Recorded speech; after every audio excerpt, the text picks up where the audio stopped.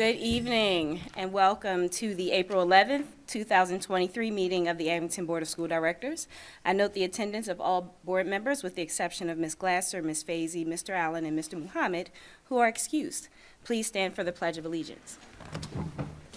I pledge allegiance to the flag of the United States of America and to the republic for which it stands, one nation, under God, indivisible, with liberty and justice for all.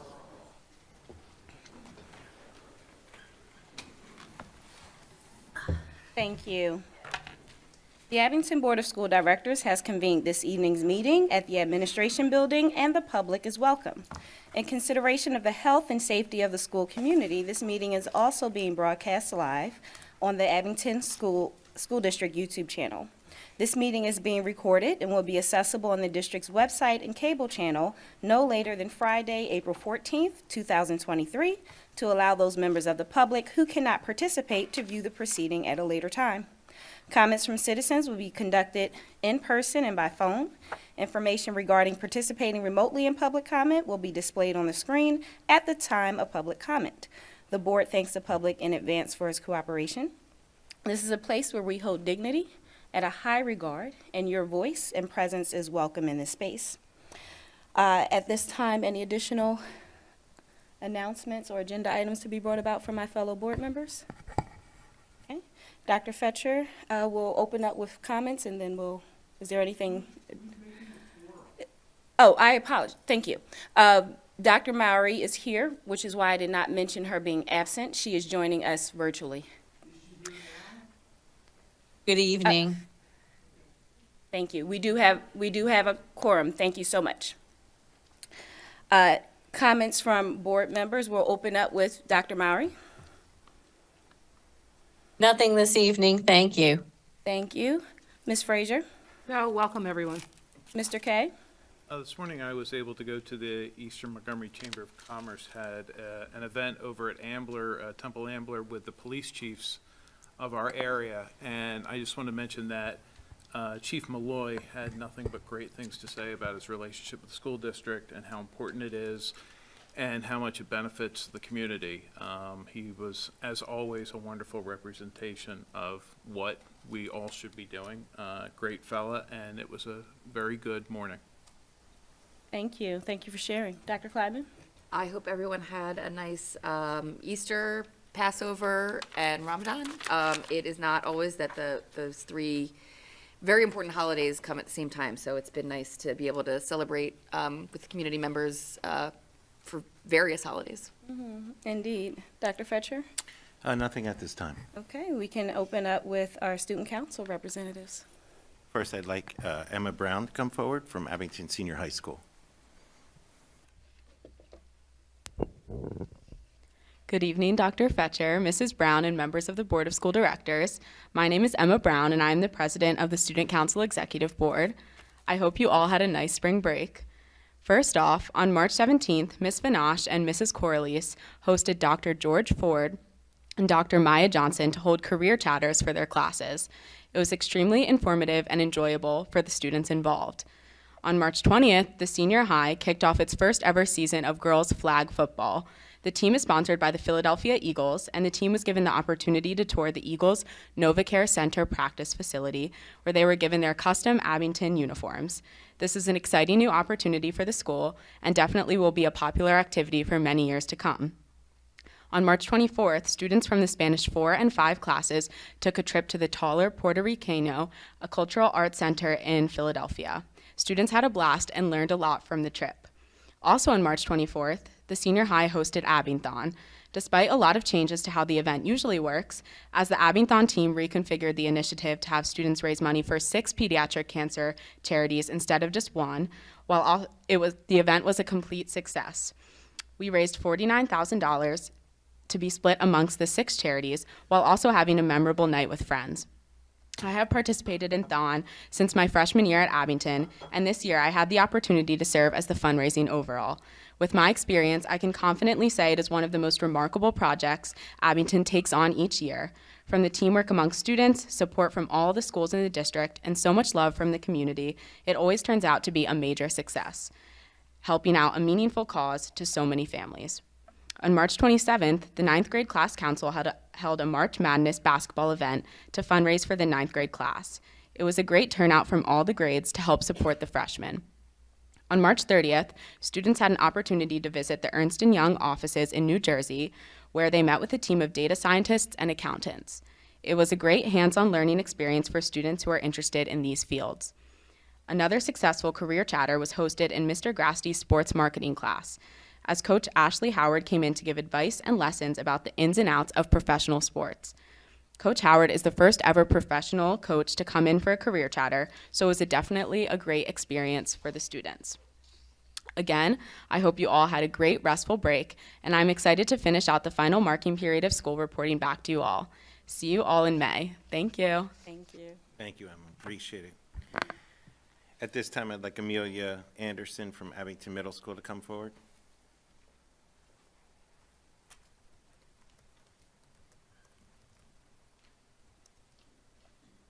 Good evening. Good evening, Dr. Fetcher, Mrs. Brown, and members of the board. My name is Amelia Anderson, and I am a member of the AMS Student Council Executive Board. On March 21st, we celebrated World Down Syndrome Day that was highlighted by our annual Buddy Walk. This event was our 6th annual walk to support the inclusion of all students. Over 50 students met to walk the track, share pretzels, and chat with new friends. We were happy to have our artists be part of Abington School District's 26th annual Arts Fest 2023. All of our students have opportunities to engage in artist experience through their classes and our extracurricular activities. The Arts Fest is a special way to recognize the amazing talents of our students. Webb, or Where Everyone Belongs, hosted a 7th and 6th grade dance on March 10th and March 24th. The turnout was great for both events and gave students a chance to get together in a fun way after school. This month, the Builders Club will work with the High School Ski Club to create blessing bags to be donated to those suffering from mental illness and addiction issues. We will also decorate rocks with positive sayings or drawings and add them to our rock garden in front of the middle school. It is also our hope to get a sign made for the garden encouraging others to leave one or take one to help spread positivity and kindness. At the end of March, TATA held a movie night in the AMS Little Theater for the members, and during intermission gave away door prizes and held some movie trivia contests with a chance to win gift cards. In April, we look forward to hosting the unique board game event as well as our annual extravaganza event. Thank you. Thank you. Sounds like a lot is going on at Abington Middle School. Definitely, and we thank you for your voices, Ms. Brown and Ms. Anderson. Dr. Fetcher, we can proceed with this evening's orientations. Thank you, Mrs. Brown. Tonight, I'm going to ask Dr. Christopher Brown, our District Equity Officer, to present our district efforts in equitable practices. First, he will begin with a walkthrough of how to access our educational equity update, and then Dr. Brown will provide information about professional development opportunities for staff members, followed by an overview of our district equity initiatives. Dr. Brown. Thank you, Dr. Fetcher. Good evening. Tonight, my goal is to provide an orientation, as Dr. Fetcher mentioned, to the Board of School Directors and the public audience to highlight some of the efforts by the district with regards to equitable practices. As Dr. Fetcher mentioned, I'm going to begin by walking through information that we have publicly available on the website, starting first with how to access that information, followed by some focus areas this evening that may not be as familiar because there are examples of work that is done behind the scenes to build capacity within the district. So I'll talk a little bit about some efforts in professional development, both internally developed and external, leadership team capacity building, as well as some course placement analysis and disciplinary data analysis, finally ending with a student-facing project at the senior high school. So to begin, annually, Dr. Fetcher tasks the members of the administrative team, with many of whom who you have heard from at various points throughout the year, with supporting our schools and our school leaders to best serve our students and meet the goals of the district as outlined in the comprehensive plan. Our district has taken, an admirably transparent position with respect to data And one of the ways that, as a district, we continue to work to make sure we are meeting the needs of all of our students and really serving them well is through this continued analysis. So at the last board meeting, my colleagues from the Teaching and Learning Department shared an update about mid-year academic data and some of the work that's been reflected at the building level with regards to progress and growth. On this slide, you have linked our educational equity update, but for demonstration purposes, I just wanted to demonstrate how you can get there by way of our website. So under the About ASD tab, if you go down to Equitable Practices, on the right-hand side, you can see Educational Equity Update, and all of the information that I just described and was linked on the screen is available here. And I'll click on PSSH just for a moment so you can see what I referenced in regards to the Teaching and Learning Department. So on this site, and the purpose of this evening is not to review all of this information, but just to demonstrate that it's there. But on this site, what you see as once annually, it's updated in the fall. It's about October. This information is updated. It's a snapshot for the district, and it really serves as the basis for information that our school teams use to analyze throughout the course of the year. So the work that you heard about last week really grew from some of this base level information that is accumulated by many stakeholders within the district. So this is just one example of how the information contained on the site is utilized and reflects the work of really all of our major departments and provides an update on information throughout the district. So like I mentioned, it's updated once annually. That happens in the fall, and the purpose of this presentation is not to review all of this, but you will likely have heard references to this information and will continue to hear references to this information. I just wanted to start by giving a frame of where it is and what the purpose of that is for. So transitioning back.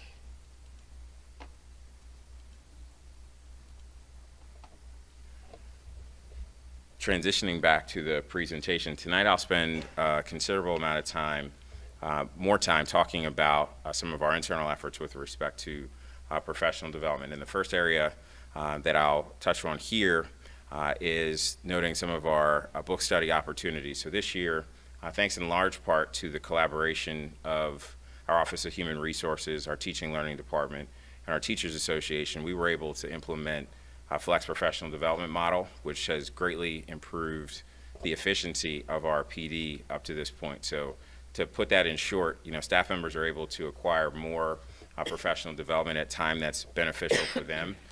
So for example, in particular, at times it may be impractical or unfeasible to gather the entire faculty or staff. So, it could be advantageous for someone to do that, say, in the summer or at a time in the evening hours where we really couldn't gather the whole staff.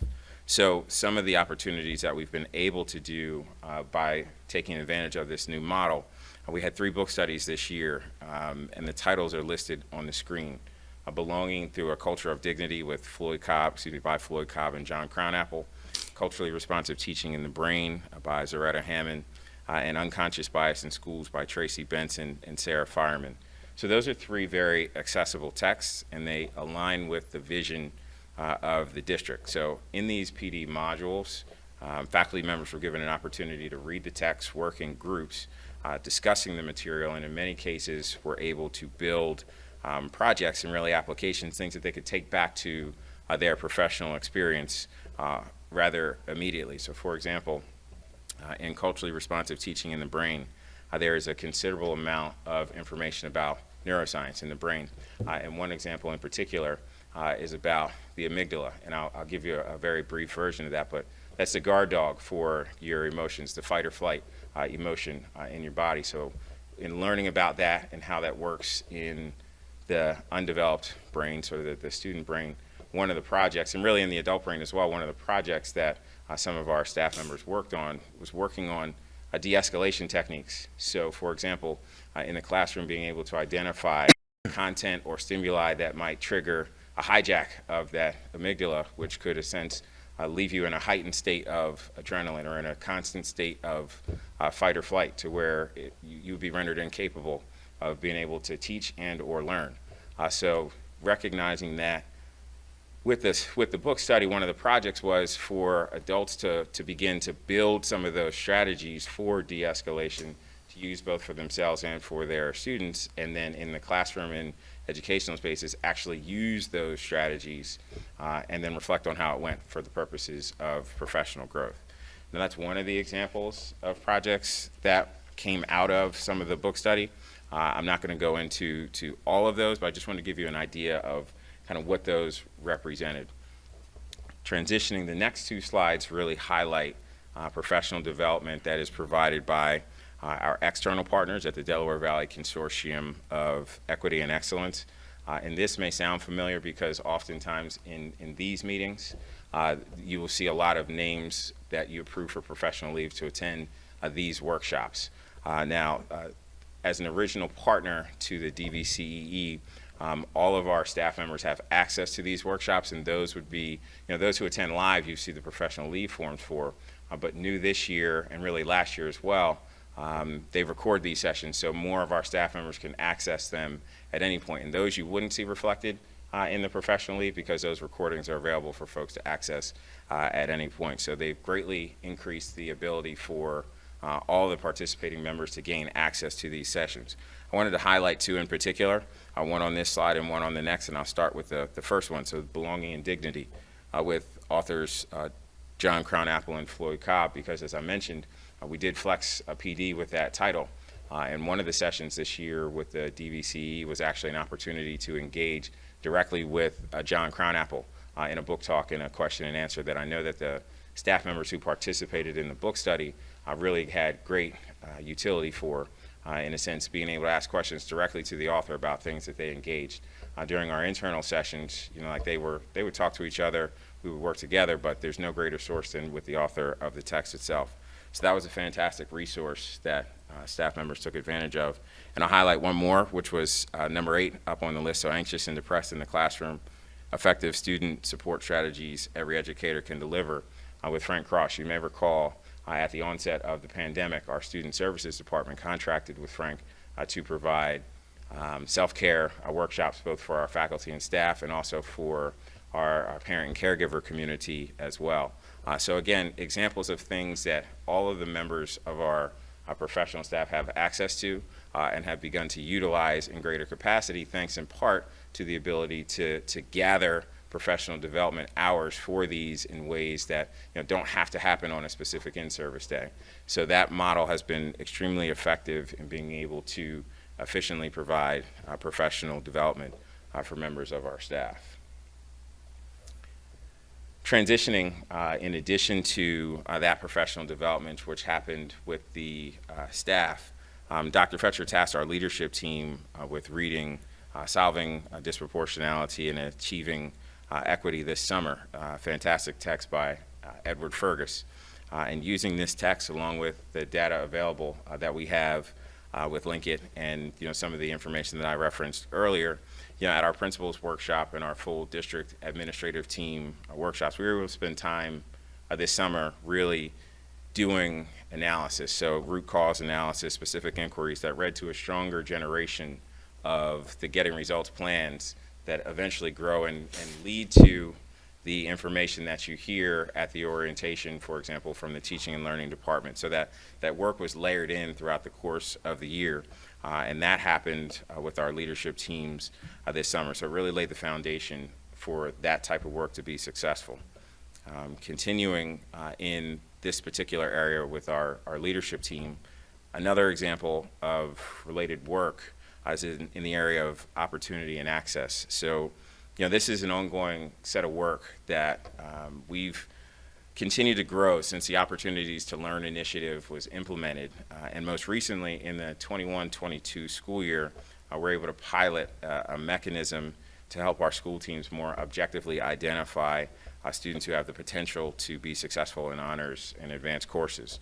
So, recognizing that the most critical transition point for students in that process is what used to be from elementary to junior high school, so 6th to 7th, now is housed exclusively in the middle school. We focus a lot of those efforts this year with the team at the middle school, and I know that Mr. File has tasked his department chairs and administrative team with using this information earlier in the course placement process to provide more growth-oriented framing of the process for students. So for example, last year in using this information, we were able in the late spring and closer to the summer identify a lot of students who had the potential to be successful in more challenging courses and invite them to do that. This year, one of the adjustments that the team made was getting that information sooner.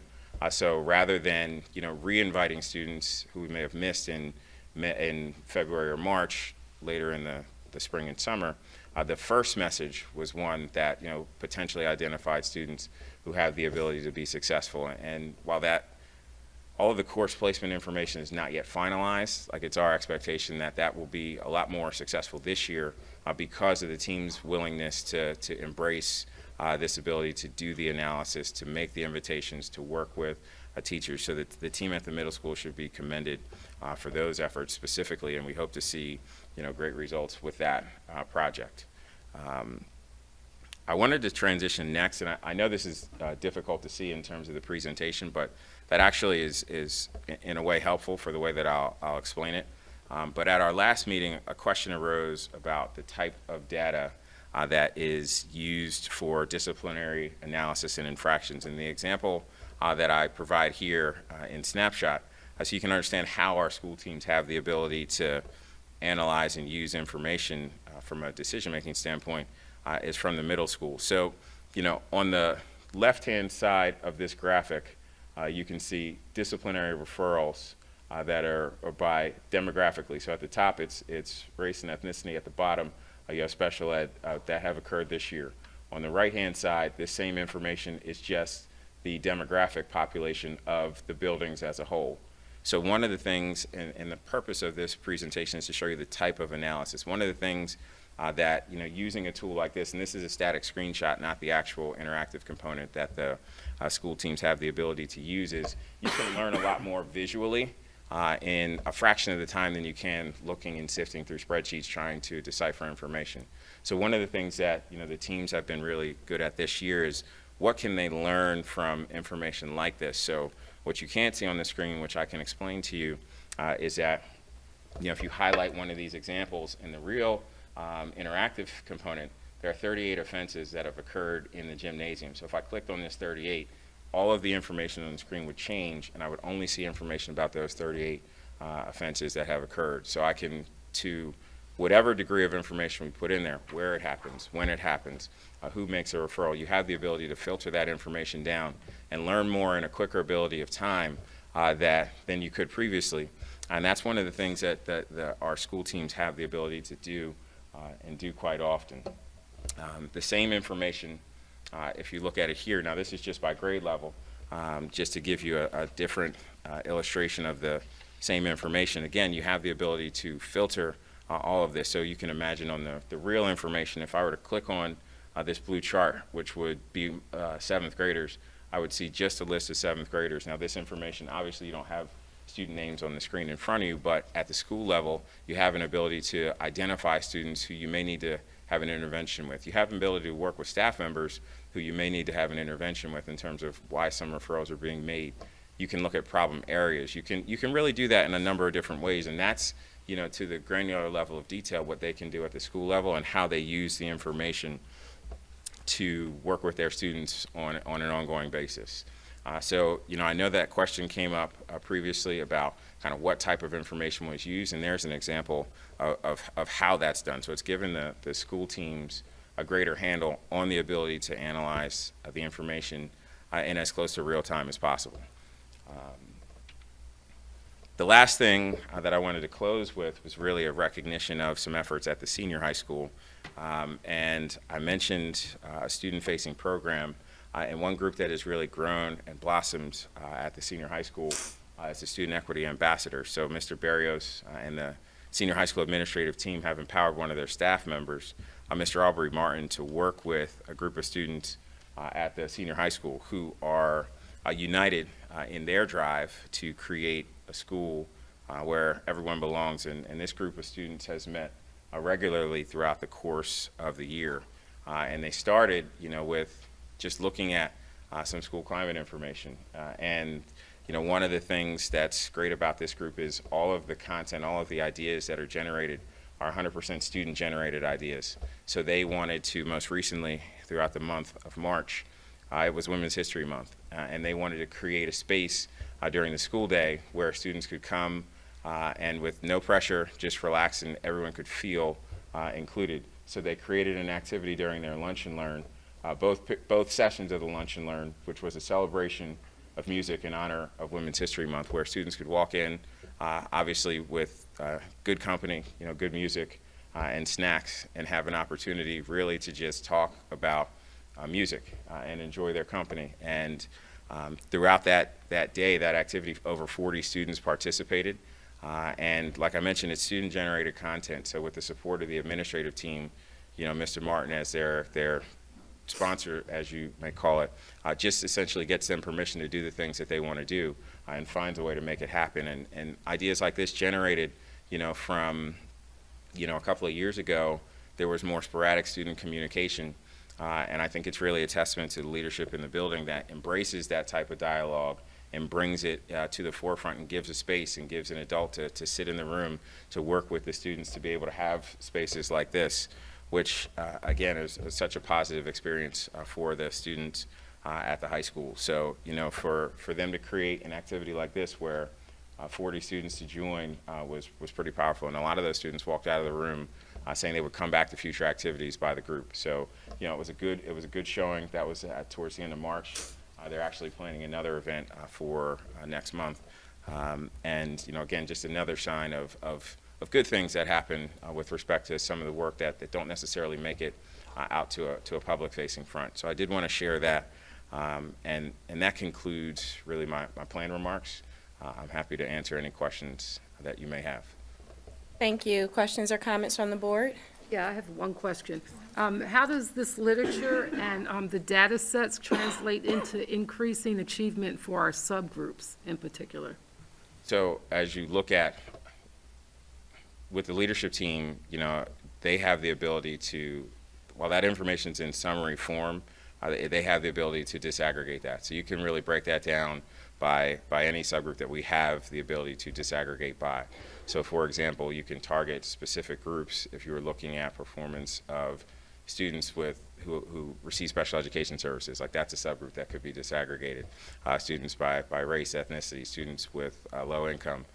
All of those things are things that could be disaggregated, and that information is available there. But at the school level, it's available by individual student, and they have the ability to really diagnose specific needs more closely. Thank you. Just had a question about the books that are chosen in the beginning. Can you talk to us a little bit about the process that they come to the group? Are they referred? Is it a major organization? Like, how does that all work? So a lot of these are really a process, a culmination of all of those things. So there are some recommendations. I mentioned, some of the things that we've run here are things that select groups of individuals in the district have had opportunities to engage with over previous years and have come back with recommendations and things that are reputable in the field as well. So, there's a number of sources where they come in. And I can speak, for example, so from the Belonging with a Culture of Dignity, a lot of the leadership team had opportunities, I want to say 3 or 4 years ago, to engage in workshops with Dr. Cobb and John Crownapple, and from that work, brought that back to the district and said, how can we do this more with our teachers, because it's really powerful work. So that's just one example of kind of how that stuff grows organically and through recommendation. Any additional questions or comments? I just wanted to thank you, Dr. Brown, for this presentation. And, your addition to the district, I think, has been really meaningful and important. And I appreciate the deep dive into the data, because that's the only way we'll know really what's going on. And I really look forward to seeing the kinds of programs and activities that happen over the next,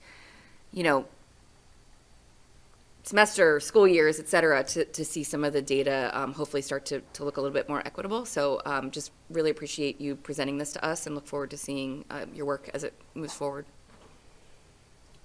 With the disciplinary data that you put up, What are the next steps for when you get that? I mean, do you break it, does it go into groups? Do you talk about what everything means as the numbers, as you said, they change as the year progresses? Yeah, and one of the things, that can come up as you look at that information, I know they discuss at the school level is, like, are there things, like, is there a specific type of infraction that may be coming in at a higher volume? So from a programmatic standpoint, like, is there something that potentially we may need to look at in the code of conduct? Something like that.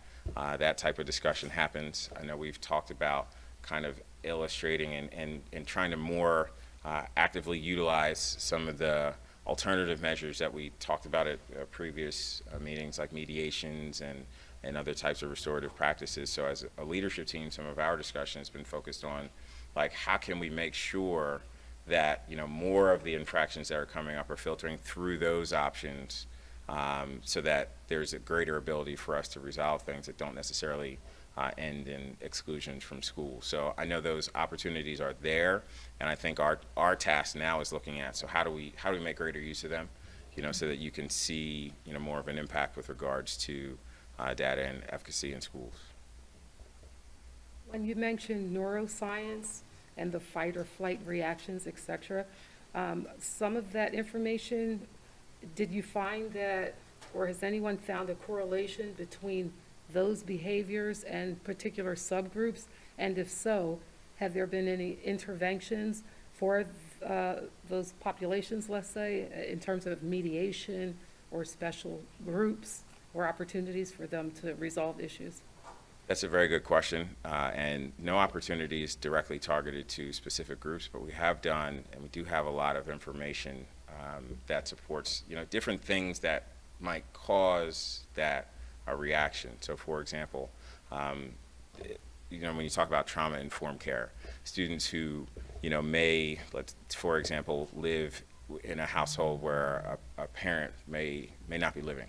Like, there's a situation where that describing that, talking about parents in a classroom, could lead to a heightened sense of fight or flight. So it's really a greater level of awareness for the educators in terms of anticipating content that may create that type of feeling in students. And likewise, for the educator, it is like, I'm going to get to a specific point of content today. Like, I might need to anticipate some of the questions that come back so that I'm not caught in that deer in the headlights moment and don't have the ability to respond. And I just shut something down. Or we're not going to do that today, which could be equally harmful. So, like, I would say that's more in the stage that we're at right now, as opposed to, like, more greater programs with respect to general kind of groups and work. Any additional questions or comments from the board?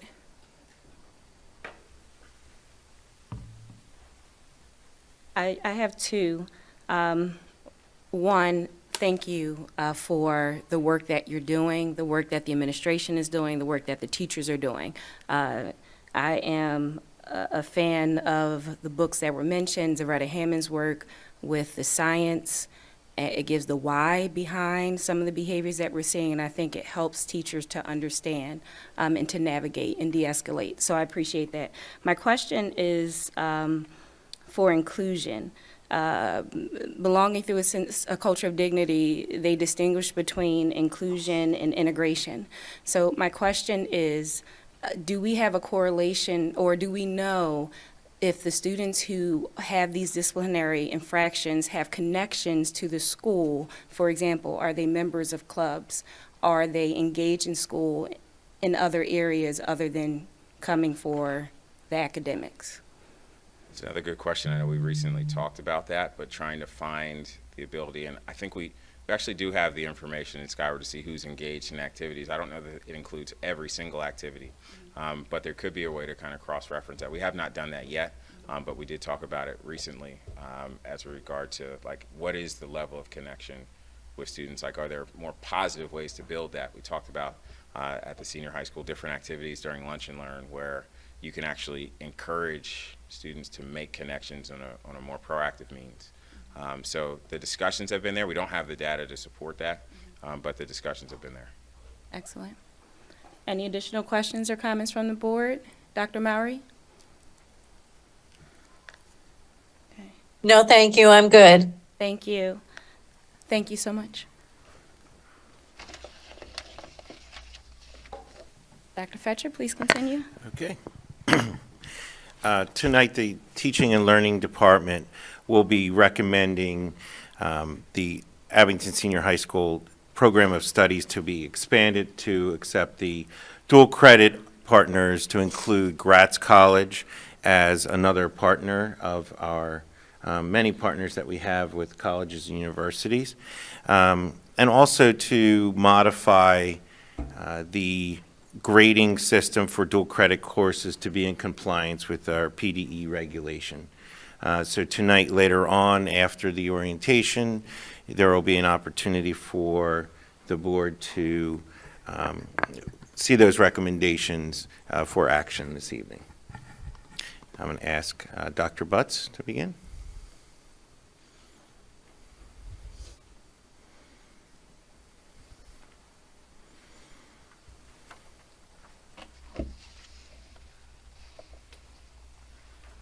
Good evening, Mrs. Brown, Dr. Fetcher, and the Board of School Directors. Tonight, we will share information about the dual credit opportunities for students in Abington School District and 2 proposed changes moving forward. Please note the following in regards to tonight's presentation. First, all dual credit agreements, except for the newly proposed Gratz College program, have been previously approved by the school board. The intention of tonight's presentation is to provide information on the entirety of the dual credit program, as well as the newly proposed Gratz College proposal for board review and adoption. Second, please be aware that effective during the 22-23 school year, Pennsylvania law requires school entities to enter into dual credit agreements with institutions of higher education, which allows Pennsylvania students to earn college credit prior to graduating from high school. The new dual credit law also outlines requirements for how these courses should be graded and weighted. As a result, we are bringing forward to the board a vote on this required change for these targeted courses. Last, in response to and support of the dual credit law, the Pennsylvania Department of Education has recently released information on a dual credit grant. Abington School District has applied for that grant and notified the state of that intention to participate with that particular program.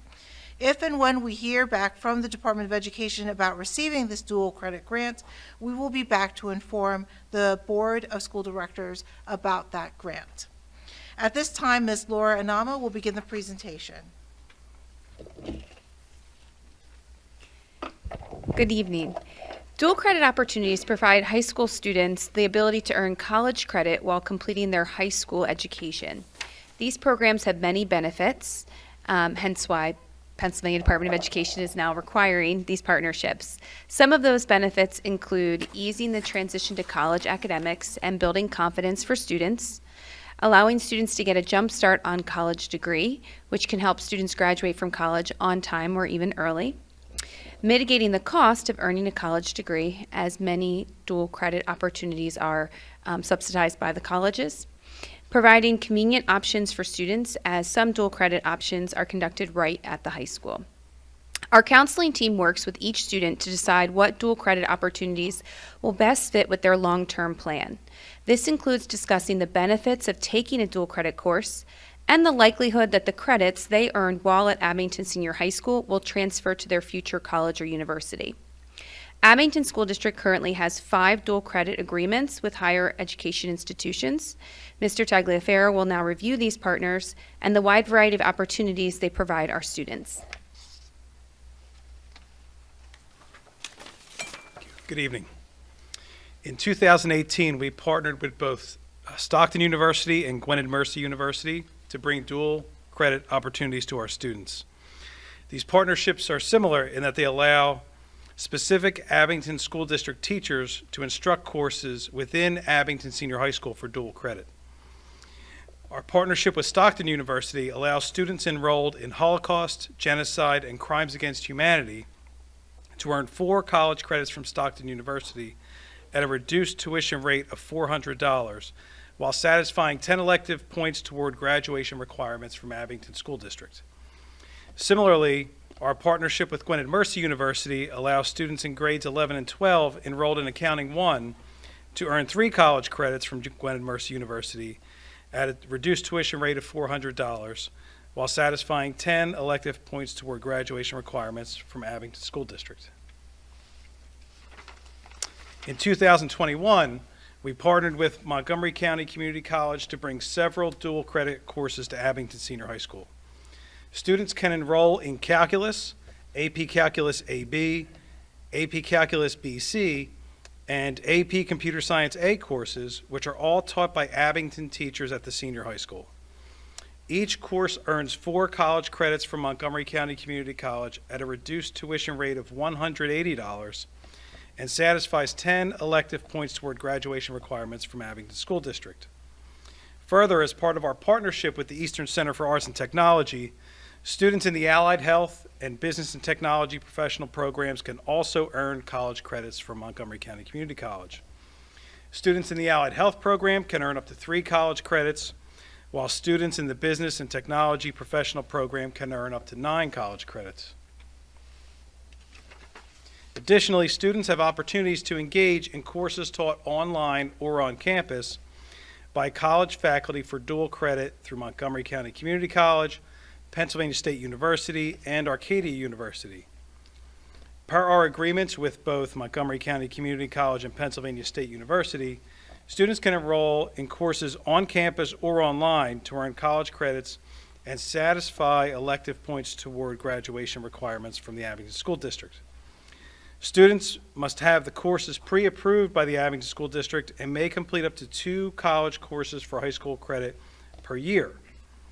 Students enrolled in Montgomery County Community College courses on campus pay the full tuition, and students enrolled at Penn State University courses pay half the tuition. Current tuition at Penn State is $608 per credit. Students pay $304 per credit, or $912 per 3-credit course. Finally, our partnership with Arcadia University allows select students to participate in 4 courses over 2 years, 1 per college semester, as part of the Social Action and Justice Education dual credit program instructed at Arcadia University's campus. Students can earn up to 17 college credits and satisfy 40 elective points over 2 years toward Abington School District's graduation requirements. And this program is offered through a fellowship at a 50% reduced tuition rate. Now, Mr. Berrios will share the proposed updates to the dual credit program at Abington Senior High School. Thank you, Mr. Talaferro. Good evening. Tonight we are proposing we expand our dual credit opportunities to include a partnership with Gratz College. This opportunity would allow students in grades 11 and 12 to enroll in Survey of American Jewish History and Hebrew, beginner through advanced levels at Gratz College. Each course would allow students to earn 3 college credits from Gratz College at a reduced tuition rate of $300 per credit and to satisfy 10 elective points toward graduation from Abington Senior High School. Courses would be offered virtually in the evening hours through Gratz College. We believe that this partnership will be a positive addition to our program of studies and expand opportunities for students. Further, in addition to expanding our dual credit opportunities, we are also recommending changes to our grading system based on recent guidance from the Pennsylvania Department of Education. Currently, Abington's grading system is outlined on the slide and includes 4 different weighting categories based on whether a course is honors, advanced placement, dual credit from a 2-year college, or dual credit from a 4-year college. Per the new guidelines, we are recommending that 1 weighting category is created to encompass advanced placement and dual credit programs. These recommendations are outlined on the slide, and they meet the Pennsylvania Department of Education guidelines to simplify our grading system. That concludes our orientation on dual credit opportunities. We're pleased to answer any questions you may have. Thank you. Questions or comments from the board? You said that there's 5 dual credit partners.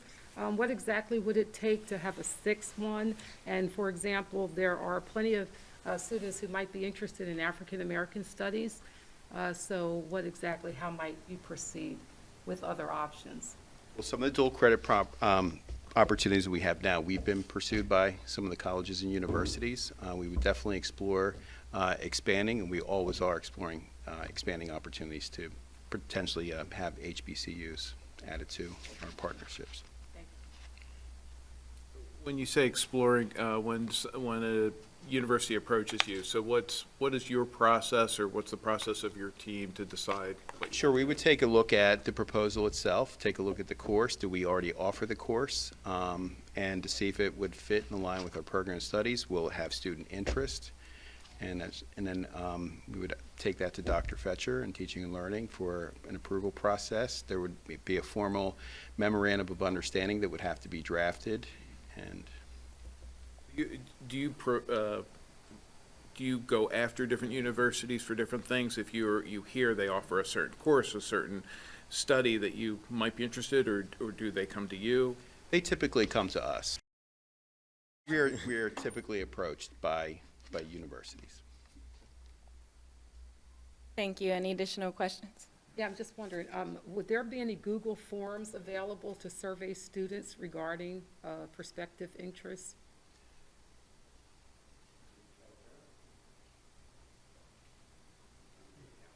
Yeah, sure. To really gauge student interest, right now we're in the course selection process this year to really see where our student interests lie.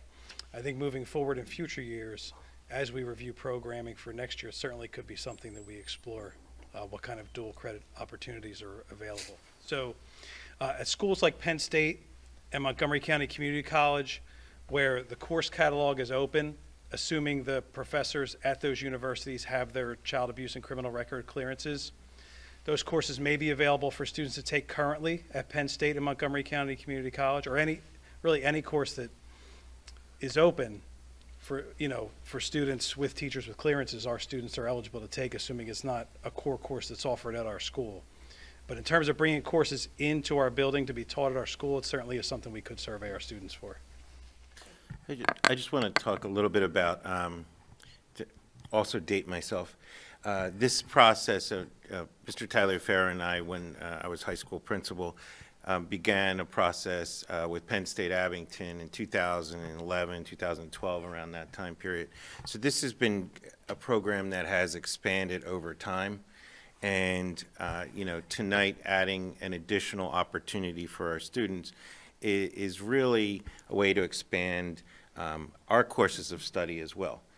So it's been an ongoing process, and regulations have morphed over time, and funding has been there, has gone away, has come back, and so we're excited to see about the potentials in the future.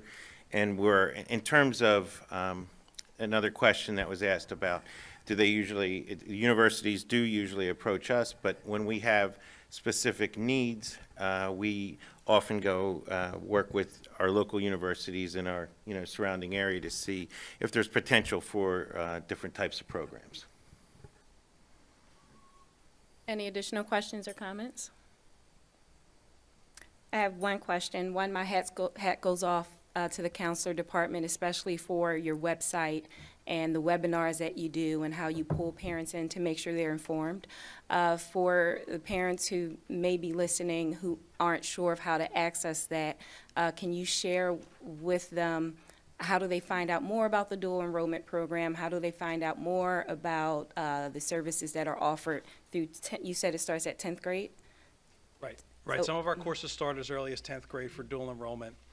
Really, the best ways to get information are through the program of studies, which lists all of our dual credit partners, and reaching out to your child's counselor and setting up a meeting. It's never too early. You can have that meeting in 9th grade and map out a 4-year course plan and see what options are available. We do have students that, through our dual credit program, we incorporate up to 20 credits per year on the high school transcript, but we do have students who take more than 20 dual credit courses, the value per year. So some students are taking 3 or 4 dual credit courses, put 2 on the transcript, but are still building their post-high school resume. So really working with the counselor, understanding, the interest, the career interest, the skill set of each child, and where we can match that child to be most successful is the best way to go about doing that. And can you speak towards students who may have financial need who can't cover the costs? What options are there for parents and students? Absolutely. Some of our dual credit partners do offer financial assistance. So, for example, Stockton University, if we know a student has a financial hardship, Stockton has agreed to cover the tuition in full for those students. So that really is a gateway dual enrollment course for us if we have students with financial need. And certainly the Montgomery County Community College course being a total of $180 if offered on campus, that's another gateway course that tuition can be paid over multiple payments, or if assistance is needed, we can certainly look for additional funding streams there too. Excellent. And one other question, who's taking these courses? Is it a matter of our high achieving, our high flyers, our students who are taking college prep? Who's engaging in these dual programs? That's a great question. It really is a full snapshot of our student body. We have students, again, grades 10, 11, and 12, students in college preparatory programs, honors, AP, students with IEPs. Really represents a cross-section of our student body, the students that are electing to engage in these courses. Excellent answer. Thank you so much. Any other questions or comments? Thank you. Thank you.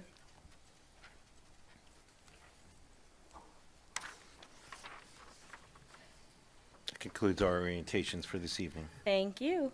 At this time, we'll open up for comments from citizens. Comments from citizens are being conducted both in person and by phone. The phone number to participate in public comment is featured on the screen. Will be featured on the screen. Here we are, 267-715-3717. You may dial this number on your mobile or landline phone. Please be sure to state your name and address. If you are within the building and you would like to make a comment, there are mics to the left and right of you. Please be sure to state your name and address.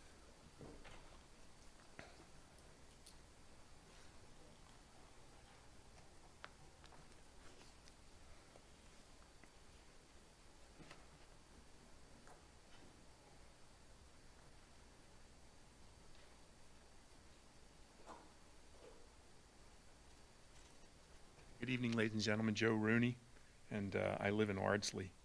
First, happy Easter to everybody. I hope you all had a wonderful weekend and Passover also. First way I'd like to start it out with is there's 5 empty seats up here, and that's really pretty amazing. I've been coming here for a long time, and I've never seen that. There was one time when there were 4 empty seats, and I've been to every meeting, but school directors, there's a whole room full of people that have taken the time out to come here, and you should be here at the meeting, or you ought to be here on video. When we're at the point where there's only a quorum, I believe that Ms. Mowry's picture should be on the video screen so we know she's actively participating in the meeting. Obviously, that's my opinion, but through most of the time that Dr. Fetcher's been here, you weren't even allowed to participate in the meeting via phone until Ray McGarry changed that. So the idea, we don't know that she's here and watching all of the things. We assume she is because she said it at the beginning. But $190 million budget, we ought to have that assurance or the meeting should be off. I believe that's how the state law is set up. So that's first. The second one is there's an awful lot's going on in the last 2 meetings, but I have to start off with at the end of 2 meetings ago, it was the end of Women's History Month. And there was a crazy ending of this meeting from comments from one of our school directors. So I just wanted to clear a few things up for people that would have been a little bit confused. First, I asked, what is a woman? In Dr. Brown's presentation, it talked about kids of color going to girls' school and the girls going and celebrating women who are singers and stuff. But nobody had a definition. So here's the definition. A woman is an adult female human. That's what a woman is, okay? So we can live with that. The second one is there are only 2 sexes. And the third one is Halloween's only 1 day a year. People get to play dress up. Other than that, we all live in the incredible body the Lord gave us. The second one is at the last meeting, at the very beginning, I wish they had brought up the unbelievable actions of those brave police officers in Nashville when that transgender crazed person went in and murdered the Christians at the Christian school, the 3 little kids and those 3 staff.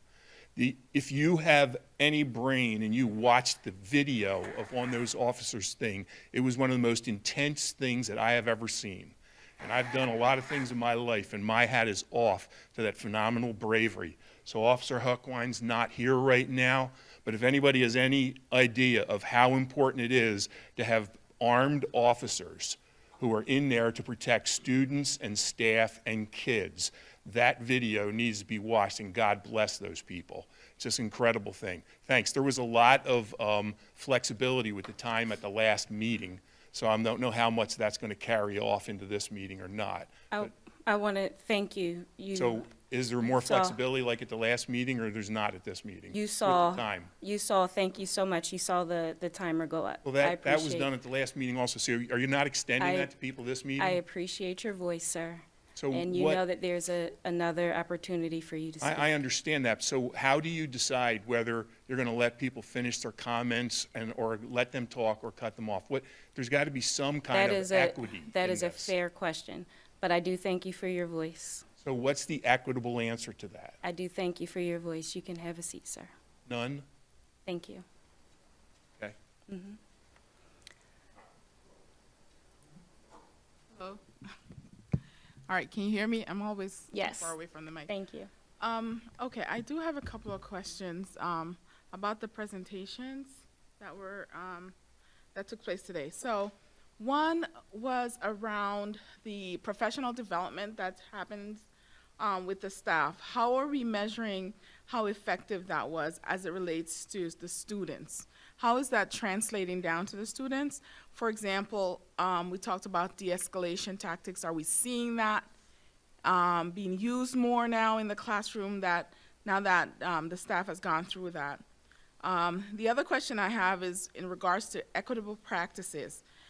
How are we correlating the disciplinary part? So again, I just want to point out at the high school level when it comes to the Keystone math from the middle school. That was my second question. And then when do we anticipate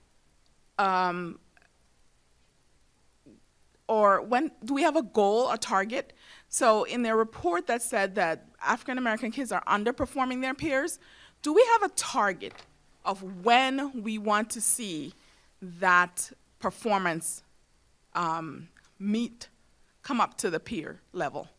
Okay, that's the third question. And then the last question, I think I heard this before, but I just also want to talk about the plans for the dual enrollment with courses like African American Studies and the arts. Are we exploring any of that for those kids that may be interested in those types of studies? So I just wanted to ask those questions. Thank you very much.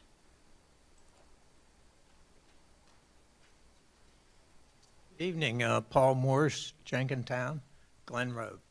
I have a couple questions. One is, in Mr. Brown's presentation, there was a lot of data. One bit of data I think would be very important, and I know the school district probably isn't wild about that, but it's gender. Because it's my understanding that in the middle school, most of the fights, or a large majority of the fights, are among the females.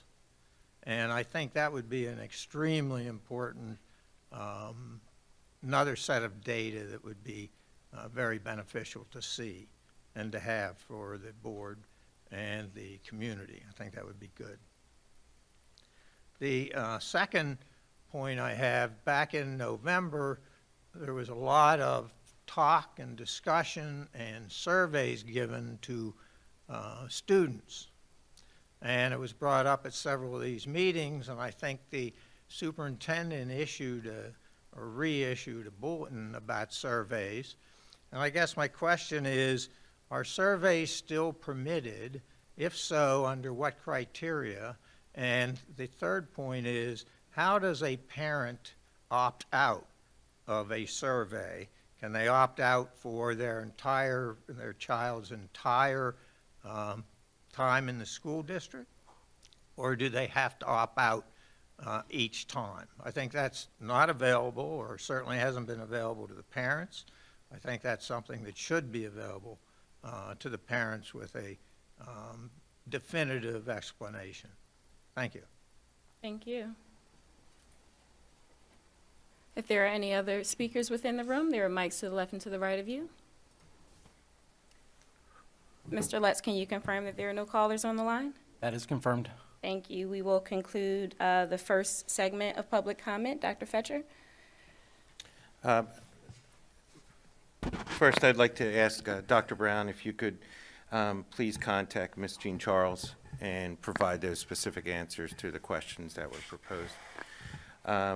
Ms. Bomsey, could you speak to parents who desire to opt out of surveys, what the process is? Sure. Prior to the surveys being administered, parents received letters with specific instructions on who to contact to opt out. And the letter is always sent at least 2 weeks before the survey is administered. And following our policy in SAP, correct? Yes, yes. Thank you, Dr. Fetcher.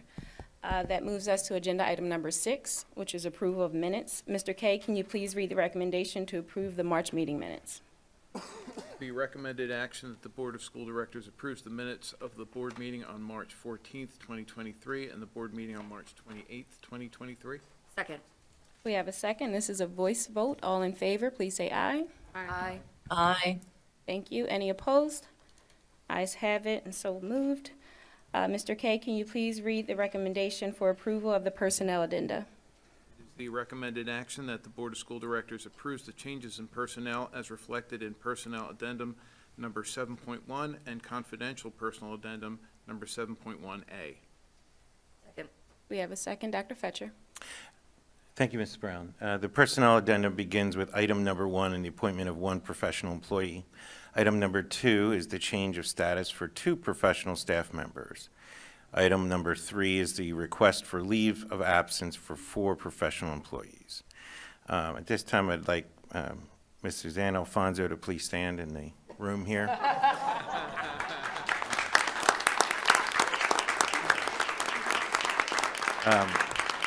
I bring your attention to item number 4 in the retirement of Ms. Suzanne Alfonso, the Director of Human Resources, who has served the district for 29.5 years. Ms. Alfonso assisted in negotiating 48 collective bargaining agreements and memoranda of understanding, served as the induction coordinator, interviewed thousands of applicants, and hired many employees for Abington School District. I thank Ms. Alfonso for her commitment to the Abington School District, as well as her support of my leadership over the years, and wish her the best.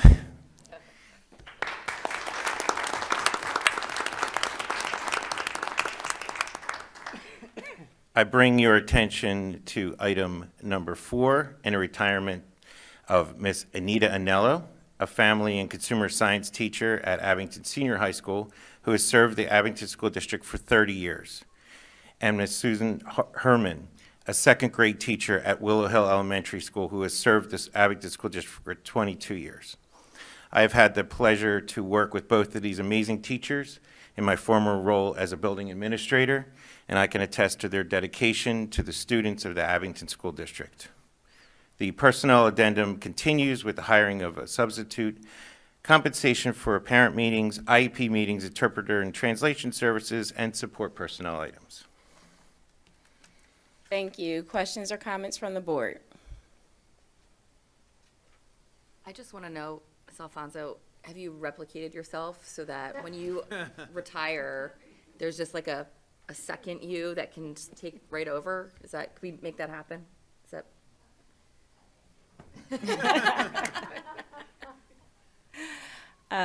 As always, congratulations. Enjoy your retirement. It is good to step out so that you can still enjoy life and not have to be taken out. because life is taking over. You know, I mean that. You want to retire and enjoy life. So I wish you the best in your retirement, as well as the additional teachers who are retiring. That's a long time to serve the district, so thank you. Enjoy.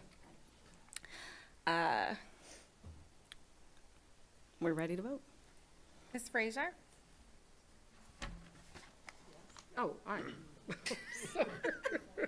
Mr. Kay? Aye. Dr. Mowry? Aye. Dr. Kleiman? Aye. Mrs. Brown? Aye. Ayes have it and motion passes. Mr. Kay, can you please read the recommendation for permits for the use of buildings and grounds? It is the recommended action that the Board of School Directors approves the applications for permits for use of buildings and grounds as reflected in addendum number 8.1. All permits are subject to change per the provisions of the health safety plan pertaining to the COVID-19 pandemic. Second. We have a second. Dr. Fetcher. Thank you, Ms. Brown. The permit addendum continues to reflect requests for buildings and grounds, for meetings and other events and activities. I bring your attention to permit number 307, which is for the Abington Senior High School Hall of Fame induction dinner and reception, which will occur on April 13th. I believe that this is also the first time that the Hall of Fame induction ceremony is occurring on campus, as far as I can go back in my history, and I think others in the room can attest to that as well. I look forward to being there. Any additional questions or comments from the? I'm going to get on that Hall of Fame one year. There you go. It's my goal. All right. I think you've earned it, but you know. Very kind. Any other questions or comments? I don't know how I missed that segue when she called my name. That's all right. That was it. Oh, and welcome back, Mrs. Bonnie Young. Yes. Yes, yes, yes. All right. Mrs. Young. Ms. Frazier? Aye. Mr. Kay? Aye. Dr. Mowry? Aye. Dr. Kleiman? Aye. Mrs. Brown? Aye. Ayes have it and motion passes. Mr. Kay, can you please read the recommendation for advertisement for bids? It is the recommended action that the Board of School Directors approves the advertisement for bids as reflected in addendum number 9.1. Second. We have a second. Dr. Fetcher. Thank you, Ms. Brown. Tonight we have one request for permission to advertise, and that's for asphalt renovations for Abington Senior High School. And this will be on Ghost Road next to Schwarzman Stadium. Questions or comments? Thank you for addressing this. Every time I drive on Ghost Road, I'm afraid I have a question. Will the work be completed by graduation? This is for an advertisement, so I imagine that timeline-wise, when would that be? Would that be planning on trying to get this work done? The work is planned for this summer, so it would occur after school leaves out and be complete prior to the students and hopefully before athletes return late in summer. Thank you. Any additional questions or comments? Mrs. Young? Ms. Frazier? Aye. Mr. Kay? Aye. Dr. Mowry? Aye. Dr. Kleiman? Aye. Mrs. Brown? Aye. Ayes have it and motion passes. Mr. Kay, can you please read the recommendation for awards of contracts? It is the recommended action that the Board of School Directors approves the awards of contracts as reflected in addendum number 10.1. Second. We have a second. Dr. Fetcher. So this is for installation of wireless access points. These wireless access points, to purchase the actual wireless access points, was approved at the March 22nd, 2022 meeting of the Board of School Directors, and they have arrived due to supply chain issues, et cetera, et cetera. So now we are going to install them. Thank you. Questions or comments from the board? Mrs. Young? Ms. Frazier? Aye. Mr. Kay? Aye. Dr. Mowry? Aye. Dr. Kleiman? Aye. Mrs. Brown? Aye. Ayes have it and motion passes. Mr. Kay, can you please read the recommendation regarding dual credit additions and modifications to weighted grades? It is the recommended actions that the Board of School Directors approves the recommendation to add Gratz College to Abington School District's dual credit partnerships as shown in addendum number 11.1, and that the Board of School Directors approves the recommendation for all Abington School District dual credit courses be weighted in alignment with advanced placement courses per PDE criteria. Second. We have a second, Dr. Fetcher. Thank you, Mrs. Brown. This dual credit partnership expansion was discussed under tonight's orientation. We can answer any additional questions that you may have. Thank you. Additional questions from the board? Mrs. Young? Ms. Frazier? Aye. Mr. K? Aye. Dr. Mowry?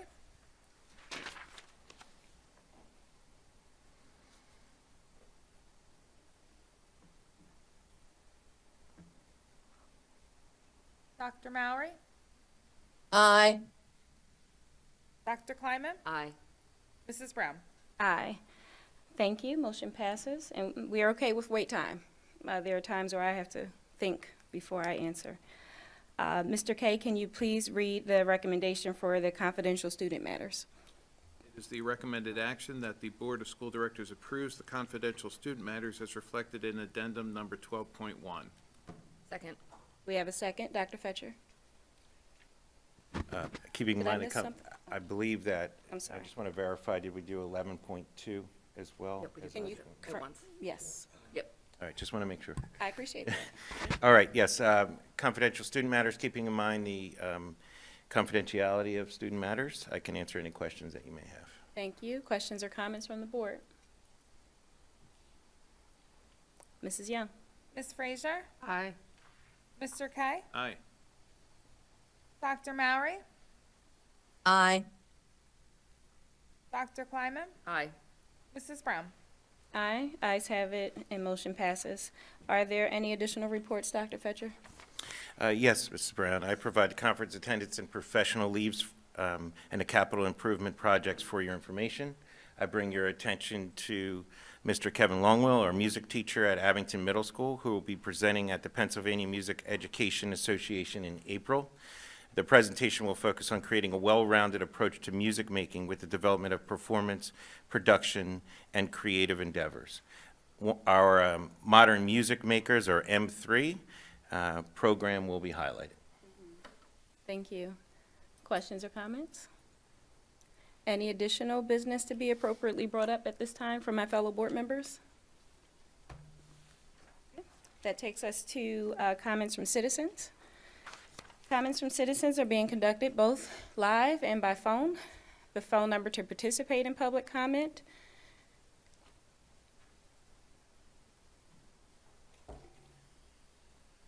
is on the screen at this time, and it's 267-715-3717. You may call in on your mobile or landline phone. Please be sure to state your name and address when you do call in. If there are speakers within the room, please use the mics to the right or left of you, and remember to state your name and address.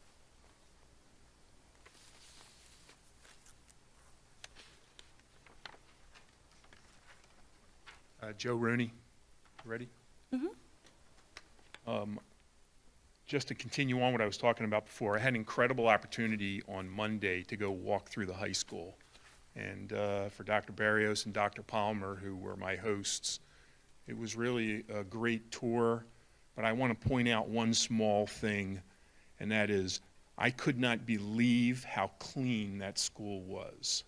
It's a giant school with 1,700, 2,000 kids, something like that. 2,700 kids in there. Now, granted, there was like 3 days off, but there were janitors in there, men and women who were putting up flags, waxing the floor, as one Marine to another Marine, old, fat, gray-haired Marine to a young, slim, svelte Marine. The place was spotless, and you have to recognize incredibly good work like that.